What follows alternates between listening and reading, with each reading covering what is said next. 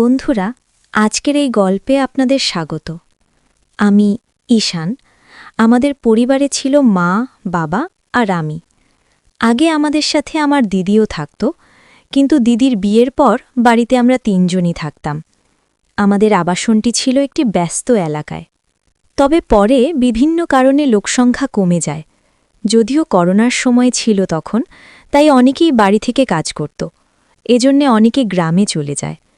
তবে ২০২১ সালের পরে ধীরে ধীরে আমাদের সোসাইটি আবার চঞ্চল হয়ে ওঠে। বিভিন্ন উৎসব পুনরায় উদযাপন হতে শুরু করে। আমার মায়ের নাম ছিল মাধুরী। তিনি তার নামের মতোই সুন্দর এবং মুক্ত চিন্তার অধিকারী ছিলেন। মায়ের এক অসাধারণ গুণ ছিল, তিনি যে কোনো পরিস্থিতিতে সঠিক সুযোগে সদ্ব্যবহার করতে পারতেন। তার বুদ্ধি ও কথার ভঙ্গি ছিল অতুলনীয়। কিছুদিন আগেই একটি ঘটনা ঘটেছিল যা আমার জীবনে গভীর প্রভাব ফেলেছে। আমাদের সোসাইটিতে একটি বড় পার্টির পরিকল্পনা চলছিল। আমাদের সোসাইটিতে মোট 10টি বিল্ডিং ছিল, আর সবাই মিলে একসঙ্গেই উৎসবটি উদযাপনের সিদ্ধান্ত নেওয়া হয়। উৎসবটি ছিল নতুন বছর উপলক্ষে। পার্টির দিন মা একটি উজ্জ্বল লাল রঙের শাড়ি আর স্টাইলিশ ব্লাউজ পরে বের হলেন। তাকে অসম্ভব সুন্দর দেখাচ্ছিল। করোনার সময় মায়ের জীবনযাত্রায় বড় পরিবর্তন আসে। তিনি তার শরীর ও স্বাস্থ্যের প্রতি বিশেষ মনোযোগ দিতে শুরু করেন। প্রতিদিন সকালে তিনি হালকা পোশাক পরে ঘরে বসে যোগব্যায়াম ও প্রাণায়াম করতেন। আমি মুগ্ধ হয়ে মাঝে মাঝে দূর থেকে লুকিয়ে মায়ের এই অনুশীলন দেখতাম। অনুশীলনের সময় মাকে অনেক সুন্দর আর আকর্ষণীয় লাগত, যা আমার মনকে অনেক প্রভাবিত করত। পার্টির দিন মা ও আমি একসঙ্গে অনুষ্ঠানস্থলে পৌঁছাই। আমাদের সোসাইটির সবাই সেখানে আনন্দে মেতে উঠেছিল। মা ছিলেন খুবই প্রাণবন্ত ও হাসি খুশি। তিনি এই উৎসবের মূল আকর্ষণ হয়ে ওঠেন, কারণ মা সবার থেকে অনেক সুন্দর আর আকর্ষণীয় ছিল সেখানে, আর সাজগোজ গড়ায় তাকে আরও সুন্দর লাগছিল। যতক্ষণ না লোকজন আসতে শুরু করল, পার্টির পরিবেশ ধীরে ধীরে আরও আকর্ষণীয় হয়ে উঠছিল। অন্য মহিলারাও দারুণভাবে সেজেগুজে এসেছিলেন। পুরো জায়গাটা আলো আর আনন্দে ভরে উঠেছিল।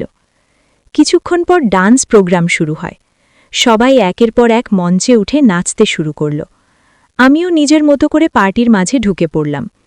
পার্টির এক কোণে গিয়ে আমি এক বোতল পানীয় তুলে নিই।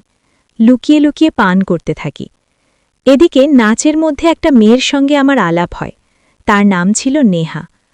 তার হাসি আর কণ্ঠে যেন কিছু আলাদা আকর্ষণ ছিল।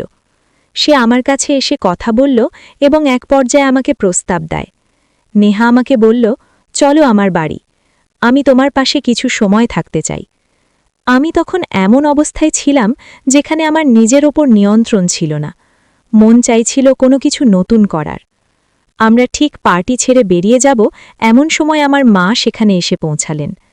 মা বুঝতে পেরেছিলেন যে আমি কোথাও লুকিয়ে আছি, আর তিনি আমাকে খুঁজতে খুঁজতে ঠিক সেখানে চলে এলেন। মা আমাকে দেখতে পেয়ে থমকে গেলেন। তার চোখে উদ্বেগ আর কষ্টের ছাপ ছিল। তিনি আমার হাত ধরে বললেন, তুমি কি জানো তুমি কি করতে যাচ্ছ? এই পথে হেঁটো না, জীবনকে নিজের নিয়ন্ত্রণে রাখো। মায়ের কথাগুলো যেন আমার ভিতর গভীর ছাপ ফেলল। পার্টির এক কোণে যখন আমি লুকিয়ে পানীয় পান করছিলাম, তখন হঠাৎ মায়ের গলা শুনতে পেলাম। মা আমাকে খুঁজে পেয়ে ডাক দিলেন। আমি হতবাক হয়ে গেলাম, আর নেহা ভয় পেয়ে চুপচাপ সেখান থেকে চলে গেল।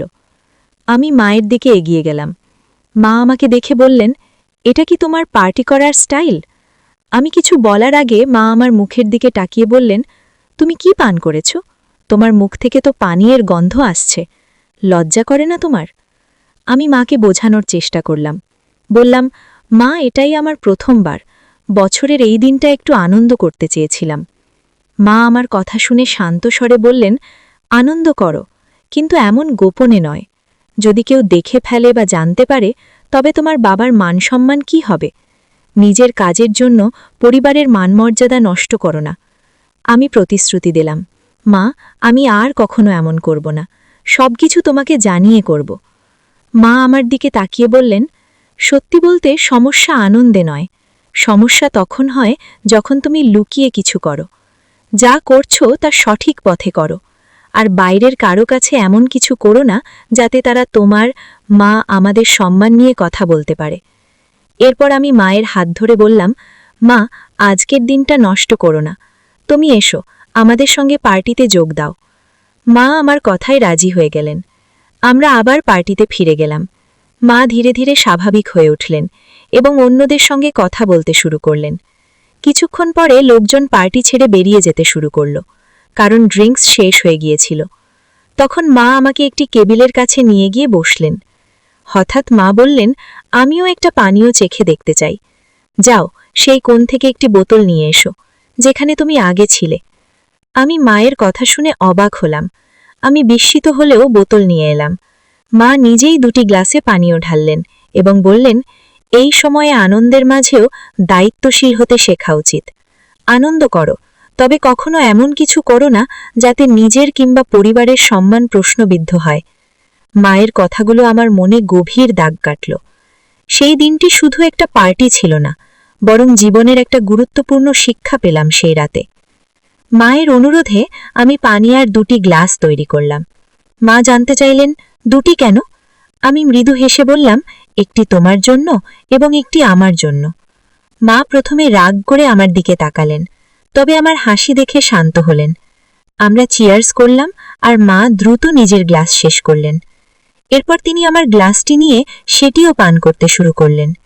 আমি অবাক হয়ে তাকিয়ে রইলাম। 2টি চুমুক পর আমি মায়ের হাত থেকে গ্লাসটি নিলাম এবং বললাম, আমি আরেকটি নিয়ে আসি মা। মা হেসে বললেন, তাহলে তাড়াতাড়ি যাও। আমি আরেকটি ছোট বোতল নিয়ে এলাম। এবারও 2টি গ্লাস তৈরি করলাম, একটি মায়ের জন্য এবং একটি আমার জন্য। মজার ব্যাপার হলো, আমি তখনও আমার গ্লাস শেষ করিনি, কিন্তু মা ইতিমধ্যে নিজরটি শেষ করে বোতল থেকেই পান করতে শুরু করলেন। মা পুরোপুরি মাতাল হয়ে গেলেন, আর আমি একদিকে হাসতে হাসতে তাদের সামলানোর চেষ্টা করছিলাম। এরপর আমি মাকে ধরে সোফায় বসালাম। সময় তখন রাত 11:05। একে একে সবাই ছাদে চলে গেলেন নতুন বছরের শুভেচ্ছা জানাতে, কিন্তু আমি এবং মা নিচে রইলাম, কারণ তিনি তখন কিছুটা অস্বস্তি অনুভব করছিলেন। আমি মায়ের পাশে বসে নিউ ইয়ার কাউন্টডাউন শুরু করলাম। ঘড়ির কাঁটা 12টা ছুঁতেই আমি মাকে জড়িয়ে ধরলাম এবং নতুন বছরের শুভেচ্ছা জানালাম। এটি ছিল আমার জীবনের প্রথমবার যখন আমি মায়ের সঙ্গে এত আপন মুহূর্ত ভাগ করলাম। মায়ের গালে পাউডার আর মেকআপের মিষ্টি সুগন্ধ তখনও আমার মনে গভীর দাগ কাটল। এই রাতটি শুধুই একটি নতুন বছর উদযাপনের জন্য ছিল না, এটি ছিল মায়ের সঙ্গে আমার জীবনের এক নতুন অধ্যায়ের শুরু। মা সেদিন একটু অস্বস্তি বোধ করছিলেন। তিনি বললেন, আমার এক হাত ঠিকমতো কাজ করছে না এবং এক হাতে শরীরে চুল কাটছিলেন। আমি দেখে বুঝতে পারলাম তিনি হয়তো একটু অস্বস্তিতে আছেন। আমি তার কাছে গিয়ে বললাম, মা, একটু বসো, আমি তোমাকে সাহায্য করছি। হঠাৎ আমার হাত তার গায়ে লেগে গেল। মা বললেন, কি হচ্ছে, একটু সাবধানে থাকো। আমি সঙ্গে সঙ্গে বললাম, সরি মা, এটা একেবারেই ভুল করে হয়েছে।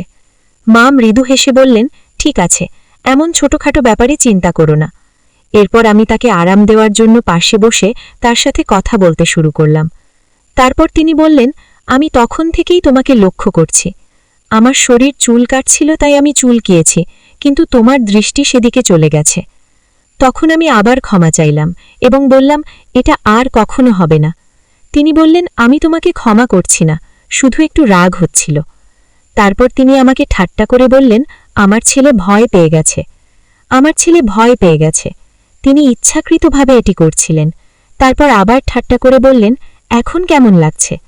আমি বললাম, খুব ভালো লাগছে। এরপর তিনি আমাকে সোফায় ঠেলে দিলেন এবং বললেন, এখন দেখো আমাকে কেমন লাগছে। আমি মাকে দেখে বললাম, মা, তোমাকে আজ খুব সুন্দর লাগছে। মা মজা করে পোজ দিয়ে বললেন, আমাকে দেখো, আমি কি মডেলের মতো লাগছি? আমি হাসি থামিয়ে নিয়ে বললাম, মডেল তো নয়, তার থেকেও বেশি সুন্দর লাগছে। তখন মা ঠাট্টা করে বললেন, তাহলে কি আমি সেই মেয়েটির থেকেও সুন্দর যার সঙ্গে তুমি তখন গল্প করছিলে? আমি লাজুকভাবে হেসে বললাম, মা, তুমি সবার থেকে আলাদা, তোমার তুলনা হয় না। মা হেসে বললেন, ভালো করে বলো, সত্যি কথাই বলছো তো? আমরা দুজনেই হেসে উঠলাম এবং সেই মুহূর্তটা খুব আনন্দময় হয়ে উঠল। আমি মাকে বললাম, মা, তোমার তুলনা কারো সঙ্গেই করা যায় না। মা মজা করে বললেন, তাহলে বলো, সেখানে কি এত পছন্দ করেছিলে? আমি হেসে উত্তর দিলাম, কিছু না মা, শুধু মজার ছলেই কথা বলছিলাম। মা হাসি দিয়ে বললেন, সব ঠিক আছে, আজ রাতটা একটু ভিন্নভাবে শুরু করি, নতুন বছরের আনন্দে মেতে উঠি। তখন আমি মজার ছলে বললাম, তুমি কি প্রস্তুত? মা মজা করে বললেন, আজ যদি প্রস্তুত না থাকি। আমরা দুজনেই হেসে উঠলাম এবং সেই মুহূর্তটা হাসি ঠাট্টায় ভরে গেল।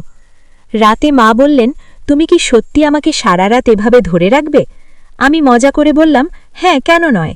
তিনি হেসে আমার গালে মৃদু চিমটে কেটে বললেন, তোমার তো সব সময় তাড়াহুড়ো থাকে। আমি তাকে সান্ত্বনা দিয়ে তার ঘরের দিকে নিয়ে যেতে শুরু করলাম। তিনি হেসে নামমাত্র বাধা দেওয়ার ভান করলেন, কিন্তু তা ছিল মজার ছলে। ঘরে পৌঁছে আলো জ্বালিয়ে তিনি বললেন, এখন কি করব বলো? আমি মজার ছলে বললাম, আরাম করে ঘুমানোর সময় হয়েছে মা। তিনি একটু চিন্তিত ভঙ্গিতে বললেন, তবু এত দেরি করে ঘুমানো কি ঠিক হলো? আমি হাসি মুখে বললাম, আজকের রাতটা বিশেষ মা,